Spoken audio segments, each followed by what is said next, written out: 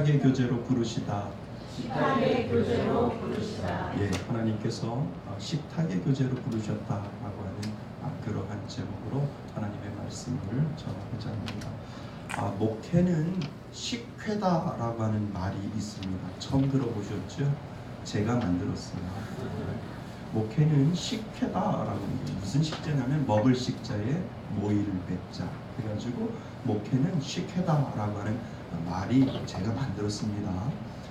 그런데 사실 이 목회는 식회다라고 하는 이 말이 틀리지 않습니다.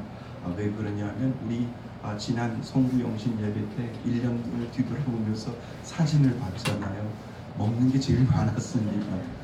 그런 거 보니까 우리 목회는 식혜가 빠지면 안 된다라고 하는 그런 생각이 들었습니다. 그래서 믿지 않는 사람들은 그러죠. 뭐 교회 다니는 사람들 보면 먹으려고 다니나 라고 이렇게 이야기하는 사람들도 참 많이 있습니다. 그런데요, 오늘 말씀을 통해서 제가 말씀드리고자 하는 것은요, 이 식혜는 이 참된 목회의 진수가 여기에 들어있다라고 하는 것을 우리는 알 수가 있습니다.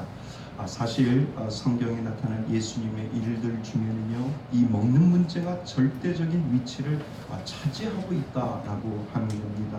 마치 먹는 것이 예수님의 일의 핵심인 것처럼 예수님이 가시는 곳마다 먹는 사건들이 일어나고 예수님이 가시는 곳마다 먹는 일로 통하여 예수님이 복음을 전하는 것을 우리는 성경을 곳곳을 통해서 볼 수 있다라고 하는 겁니다. 그 유명한 사건 중에 오병이어 사건 알잖아요. 보리떡 5개와 물고기 2마리로 5,000명을 먹인 사건도 식혜 사건 중에 가장 큰 식혜 사건 중에 하나이겠죠. 또 예수님은 4,000명을 먹으시는 역사도 있었고, 예수님이 첫 기적을 일으킨 가나의 혼인 잔치도 이 잔치의 중요한 먹는 문제인 뭐가 떨어졌습니까? 포도주가 떨어졌습니다. 그러니까 이것도 먹는 것을 가지고 예수님께서 뭔가 보여주고 싶은 일이 있었고, 예수님께서 뭔가 나타내주고 싶은 일들이 이 먹는 것과 빼어지면 안 되는 그 예수님의 그 선교 사역과 예수님의 그 복음 사역 안에는 이 먹는 것이 다 들어있다라고 하는 겁니다. 마가복음 7장에 보면은요, 수로보니게 여인이 예수님에게 귀신 들린 딸을 고쳐달라고 했을 때 그때도 여지없이 예수님께서 먹는 문제를 가지고 나왔습니다. 예수님께서 말씀하실 때 나는 이방인을 위해서 위한 것이 아니라 유대인을 위해서 이런 것이다 라고 이야기했을 때 그 여인이 뭐라고 고백을 합니까? 개도 상 밑에 떨어진 뭐를 먹는다고요? 수수로기를 먹습니다 라고 예수님 앞에 그렇게 이야기하는 장면을 우리는 보게 되지요. 그러니까 예수님의 모든 사역은 어쩌면 이 먹는 사역하고도 관련되어 있다라고 우리는 볼 수가 있습니다. 예수님은 마지막 만찬을 먹고 마셨습니다. 그리고 이 세상을 떠나시면서까지 예수님께서는 뭐라고 말씀하신 줄 아세요? 내가 없더라도 내 살과 피를 기념하여 먹고 마시라 라고 예수님께서는 마지막 생을 마감하시면서 십자가를 지시기 전에 예수님께서 제자들에게 내가 없더라도 너희들은 나를 먹고 마셔라 라고 예수님께서 먹는 문제를 놓고 이 세상을 떠나셨다라고 하는 것입니다. 이처럼 예수님이 이 땅에서 사역은 먹는 문제와 분리해서 생각할 수 없다라고 하는 것을 우리는 생각해 볼 수 있습니다. 오늘 우리가 읽은 본문도 그렇습니다. 십자가에서 예수님께서 돌아가시고 그리고 부활하신 예수님께서 이제 제자들에게 나타나셨습니다. 제자들에게 나타나시고 그들에게 아침 식사를 먹이는 장면이 오늘 우리가 읽은 본문 안에 나와 있습니다. 그러니까 죽으셔서 부활하셨는데 끝까지 뭐에 매달리시는 것 같아요? 먹는 문제에 예수님께서 매달려 계신다라고 하는 것을 우리는 볼 수가 있습니다. 그런데 부활하신 예수님은 이제 며칠이 지나면 정말 하늘나라로 올라가게 될 것이지요. 그렇다면 예수님께서 허락된 하루하루는 예수님께서 부활하시고 제자들에게 나타나신 그 하루하루는 정말 금싸라기 시간이었을 것이다 라고 우리는 생각해 볼 수 있을 겁니다.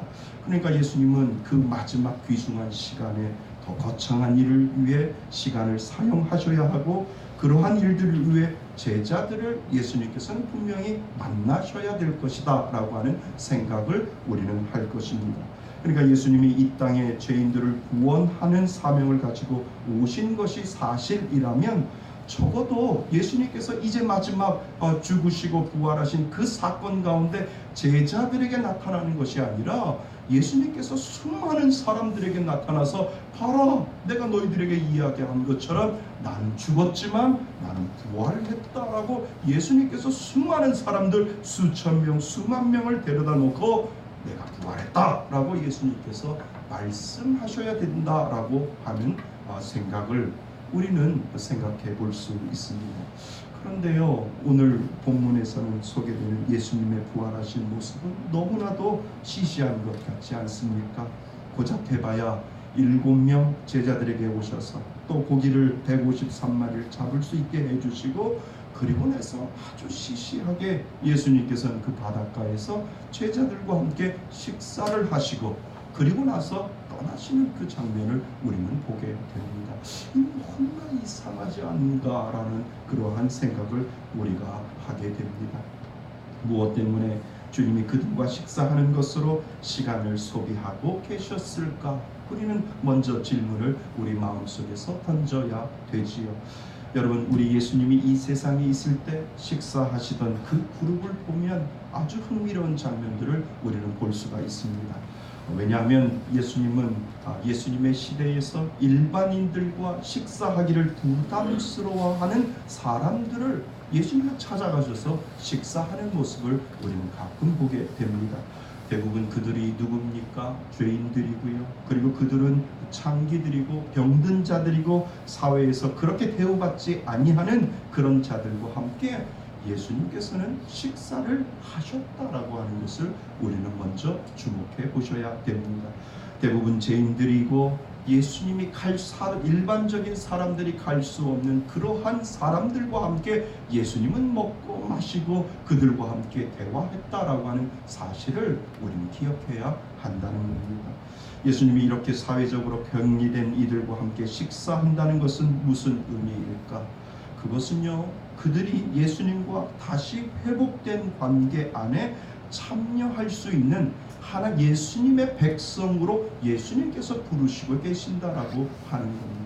그러니까 너희들은 사회에서 격리되고 병든 자고 너희들은 창기고 너희들은 세리고 너희들은 도저히 나와 함께 하지 못하는 그러한 관계에 있는 것이 아니라 예수님께서는 그들을 부르시고 그들과 함께 식탁의 공동체에서 그들과 함께 부르시는 그 놀라운 역사는 너희들은 이 세상을 살아갈 때 그 모든 것들이 너희들의 삶의 전부가 아니고 나는 너희와 함께 내가 그 하늘나라를 함께 너희들과 함께 공유하고 싶다라고 하는 예수님의 회복이라고 하는 그 초청을 예수님께서는 그들에게 하고 있다라고 하는 사실입니다. 그러니까 식탁 공동체를 통해 예수님이 보여주시는 하나님의 나라는 우리가 생각하는 그런 사람들만의 모임이 아니라고 하는 것이죠. 오히려 하나님의 나라는 이 땅의 모든 이들을 위하여 열려있는 나라다라고 하는 것을 예수님께서 눈으로 우리들에게 보여주고 있는 사실을 예수님이 3년 동안 생활하시면서 이 땅에 생활하시면서 그들을 찾아가시면서 그들에게 회복시켜 주신 이유가 바로 거기에 있다라고 하는 겁니다. 예수님은 지금 이 땅에 누구 하나 돌보지 않고 함께 식사하기는커녕 식사하다가도 입맛을 잃게 하는 사람들과 함께 기꺼이 식사를 나누셨다라고 하는 겁니다. 예수님의 제자들도 아마도 이러한 예수님의 행동을 이해하지 못했을 것이지요. 그래서 그들은 예수님 앞에 늘 불만을 토로했습니다. 예수님께서는 왜 그들과 죄인들과 식사를 하시고 병든 자들과 식사를 하시고 그리고 세상에서 격리된 사람들을 불러서 예수님께서는 그들과 함께 식사를 하십니까? 라고 하는 이해하지 못하는 그러한 불만을 예수님의 제자들도 예수님의 살아생전에 그러한 불만을 예수님에게 토하는 것을 우리는 보게 되지요. 여러분, 가만히 보면 식사는요 아무나 하지 못합니다. 잘 생각해 보세요. 격이 있다는 거예요. 식사를 한다라고 하는 것은 격에 맞는 사람끼리 나누는 것이 바로 식사입니다. 예수님이 세리와 창기와 거린들과 먹었다는 것은 예수님도 어쩌면 그 사람들 수준밖에 되지 않기 때문이다라고 세상 사람들은 그렇게 생각할 수 있었다라고 하는 겁니다. 인생이 그렇게 말해주고 있어요. 우리가 가만히 생각해 보세요. 거린들하고 같이 식사하는 거 쉽다라고 생각을 하시나요? 쉽지 않습니다. 결코. 냄새나고 정말 거린들인데 그 사람을 초청을 해서 우리 같이 식사해요. 아니 먼저 드세요. 저는 나중에 먹을게. 저는 먹고 나서 배가 불러요. 우리는 분명히 그렇게 생각합니다. 그러니까 식사를 보면 우리의 본능이 그 안에 들어있는 거죠. 감출 수 없는 그 본능이 그 안에 들어있는 겁니다. 오늘 이 시대의 교회마저도 예수님의 이 행동을 충분히 이해하지 못하지만 그다지 달가워하지 않는 것 같습니다. 이론으로는 주님의 행동이 귀하다는 것을 알면서도 실제로 식탁 교제를 즐겨 하신 예수님의 행동을 우리가 문자 그대로 실천하는 부분에 있어서는 우리 스스로 부담스러워할 것이다 라고 하는 겁니다. 그러니까 청량리에 가보시면 588번지에 거기가 사창가 아닙니까? 거기에 굴다리가 있어요. 지금도 밥을 퍼서주는 최일도 목사님이 계십니다. 이거 쉽지 않습니다. 그들과 같이 식탁을 같이 하고요. 그들과 같이 숟가락을 나누고요. 그들과 같이 수저를 나누고 젓갈을 같이 나누어서 공유하면서 식사하는 것 쉽지 않습니다. 이론은 우리가 가능해요. 그렇지만 실질적으로 매일같이 그들과 함께 식탁 공동체를 나눈다라고 하는 거는요, 웬만한 신앙 아니고서는 쉽지가 않습니다.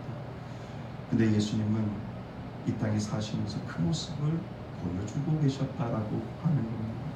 여러분, 사람의 본성은 나는 너와는 다른 신분의 사람임을 주장하며 부릅짓기를 좋아한다라고 하는 겁니다. 우리 본능 자체는요, 신분을 중요시하고요, 우리 본능 자체는 사회적인 레벨을 우리는 여전히 따지고 있다라고 하는 사실을 우리는 예수님에게 들켜버리셨어요. 예수님께서는 이 땅에 오셔서 그 당시에 예수님은 3년 동안 복음을 전하면서 너희들의 본 모습을 나는 알아. 너희들의 본능적인 모습들은 내가 아는데 시대가 지나고 세상이 지나도 지금 이 시간에도 너희들은 식탁의 공동체를 벽을 따지고 식탁의 공동체 안에서 너희들이 하고 싶은 것은 나하고 레벨이 맞는 사람하고 나는 식사해야 된다라고 하는 그 본능적인 그 사실을 우리는 어쩌면 예수님에게 들켜버렸다는 거예요. 그러니까 예수님은 이 땅에 오셔서 그 낮은 사람들을 찾아가서 그들과 함께 식사하고 그들과 함께 교제하고 그들에게 복음의 능력을 보여주셨다라고 하는 사실을 우리는 기억해야 합니다.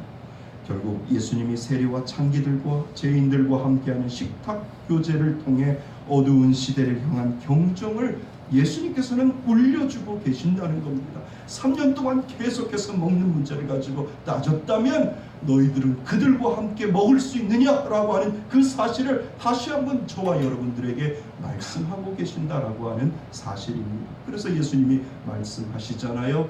나는 의인을 부르러 온 것이 아니요 죄인을 불렀다. 너희들과 격이 다르다라고 스스로 생각하는 그 죄인들을 나는 부르러 왔다라고 예수님께서는 직접 저와 여러분들에게 말씀하고 계시는 겁니다. 감히 신분과 차별의 높은 벽을 예수님께서는 넘어가신 것이죠. 그래서 예수님은 의도적으로 세리와 함께 잡수시고 창기와 식탁의 교제를 나누시고 죄인들과 함께 의도적으로 이 땅에 사실 때 예수님께서는 그들과 함께 잡수시고 먹으시고 함께 교제했다라고 하는 사실입니다. 오늘 예수님은 부활하신 후 제자들에게 다시 오셨습니다. 그리고 함께 식사할 것을 예수님께서는 권하시지요. 그런데 그들이 누구일까? 여러분 생각해 보세요. 예수님의 제자였습니다. 그러나 그 제자들은 예수님을 부인하고 예수님을 떠나가고 예수님 앞에 도망가고 예수님을 배반했던 제자들이었다라고 하는 사실을 우리는 기억해야 한다는 겁니다. 그런 제자들에게 자신을 배반하고 자신을 도망하고 자신을 부인한 그 제자들을 예수님께서는 다시 찾아오셔서 그들을 초청하시고 그들을 어디에 불러주셔요? 식탁의 자리에 불러주시는 그 모습을 예수님이 돌아가시고 부활하시고 예수님의 제자들에게 나타나시는 그 예수님의 모습을 우리는 기억해야 한다는 겁니다. 예수님께서는 아침을 준비하시고요, 그리고 그들에게 조반을 같이 먹자라고 예수님은 초청하고 있는 장면을 우리는 지금 읽고 있는 겁니다. 먼저 예수님은 고기 잡는 일에 실패한 그들에게 기적을 베풀어 주시고, 그리고 나서 예수님은 제자들에게 와서 아침을 먹어라라고 이야기하시는 이유가 바로 그냥 상투적인 이야기 아니라, 너희들은 나를 배반하고 떠났지만, 너희들은 나를 부인하고 떠났지만 나는 너를 식탁의 공동체로 다시 불러서 너가 잃어버렸던 그 모든 관계들을 밥을 먹음으로 말미암아 나는 회복시켜 주겠다라고 하는 그 하나님의, 그 예수님의 강한 열정이 그 안에 숨어 있다라고 하는 겁니다. 그래서 우리 11절, 12절 우리 같이 한번 읽어볼까요? 12절 말씀입니다. 시작. 예수께서 이르시되 와서 조반을 먹으라 하시니 제자들이 주님이신 줄 아는고 당신이 누구냐 감히 묻는 자가 없다. 아멘. 예수님께서 말씀하시죠. 와서 조반을 먹으라. 나는 너하고 문제가 없어. 나는 너하고 격이 틀리지 않아. 나는 너를 동일한 나의 사랑하는 자로 나는 여기겠다라고 하는 이 조반을 아침을 같이 먹자라고 하는 예수님의 말 속에는 모든 것이 화해의 무드로 되어 있고 모든 것이 용서해 주겠다라고 하는 예수님의 그 고백이 그 안에 들어있는 것입니다. 여러분, 이것은 분명 우리에게, 우리 교회가 세상 끝까지 해야 될 일을 예수님께서 말씀하고 계시는 겁니다. 그것은 우리가 포기한 사람들까지도 이 식탁의 교제 안으로 초대해야 한다라고 하는 것이지요. 장기들이 초대되었듯이, 세리들이 초대되었듯이, 죄인들이 초대되었듯이, 그리고 예수님을 부인한 제자들이 예수님과 그 식사 교제 안으로 참여되어 그들의 잃어버렸던 모든 것들이 회복되었듯이, 예수님께서는 모든 사람들을 가리지 아니하고 식탁의 교제 안으로 예수님께서는 부르시고 있는 그 장면을 우리의 마음속으로 우리는 늘 기억해야 한다는 것입니다. 여러분, 부활하신 예수님이 마지막으로 제자들에게 부탁하신 것이 바로 영적으로 소외받은 자들을 불러 어디로요? 식탁의 자리로 데리고 오라고 하는 것이죠. 그것이 바로 예수님이 저와 여러분들에게 향하는 바람인 줄 믿습니다.